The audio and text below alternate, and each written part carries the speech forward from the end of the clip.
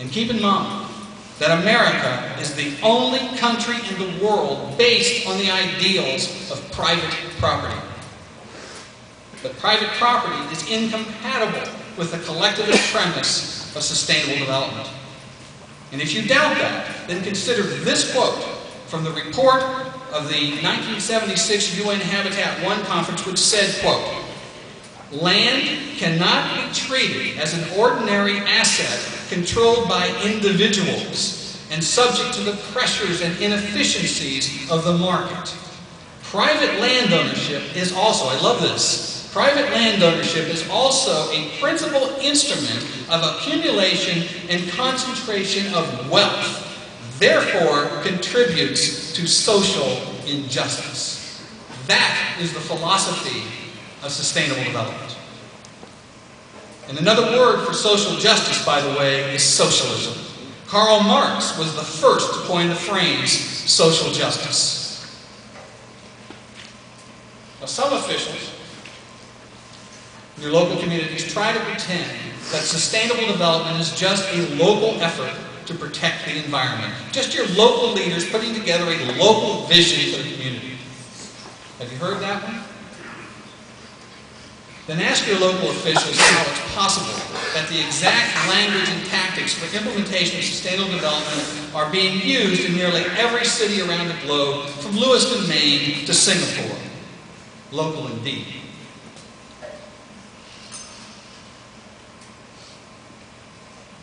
Sustainable development is the process by which America is being reorganized around the central principle of state collectivism, using the environment as bait. In fact, the policy involves every aspect of our daily lives, from food processing and consumption, to health care, to community development, to education, to labor, and much more.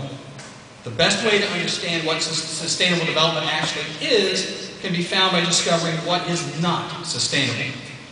According to the UN's Biodiversity Assessment Report, items from our everyday lives that are not sustainable include ski runs, grazing of livestock, plowing of soil, building fences, industry, single-family homes, paved and tarred roads, logging activities, dams and reservoirs, power line construction, and economic systems.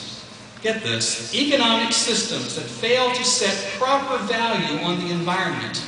They mean capitalism and free markets.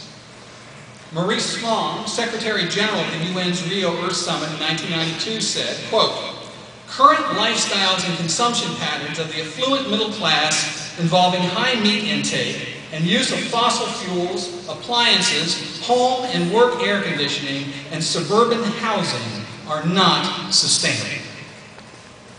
Are you starting to see the pattern behind the cap and trade, the Clean Air Act, the Clean Water Act, and all those commercials you're forced to watch about the righteousness of going green?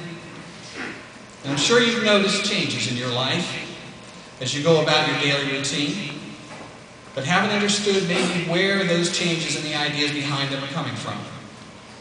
Well, there are sustainable development papers, guidelines, and regulations coming out of the UN, the federal government, the state government. They all will seek to impose the ruling principle on our public education system to prepare our children to live in a sustainable world, on our economy to create partnerships between business and governments, making sure business can implement the policies, on the environment, leading to controls on private property and business, on health care. The new drive against obesity is leading directly towards controls on what we eat. On farming, sustainable development policies affect farmers' ability to produce more crops by regulating precious chemicals, land, and water use. On our social and cultural environment, where political correctness is controlling the hiring practices, the immigration policies, the multiculturalism, and even restrictions on what we can say in open society. And on our mobility, with emphasis on carpools and public transportation, and on public safety, where the rule of law and the court system are being challenged by new laws and regulations that affect the right to privacy and unreasonable searches and seizures. They are all interconnected to the policies of sustainable development and the restructuring of our way of life. And one of the most destructive tools that they use to force it on us is something called the precautionary principle. That means that any activities that might threaten human health or the environment should be stopped, even if no clear cause and effect relationship has been established, and even if the potential threat is largely theoretical. That makes it easy for any activist group to issue warnings by news release or questionable report, and have those warnings quickly turned into public policy, just in case. So now, how is this wrenching transformation being put into place? There are 4 very specific routines being used. In the rural areas, it's called the Wildlands Project. In the cities, it's called smart growth. In business, it's called public-private partnerships. And in government, it's called stakeholder councils and non-elected boards in regional governments. The Wildlands Project was the brainchild of Earth First Dave Foreman. And it literally calls for the rewilding of 50% of all the land in every state back to the way it was before Christopher Columbus set foot on this land. It is a diabolical plan to herd humans off the rural lands and into human settlements. Crazy, you say? Yes. Impossible? Not so fast. From the demented mind of Dave Foreman, the plan became the blueprint of the UN's Biodiversity Treaty. So now, the scheme is international in scope. But how do you remove people from the land? One step at a time.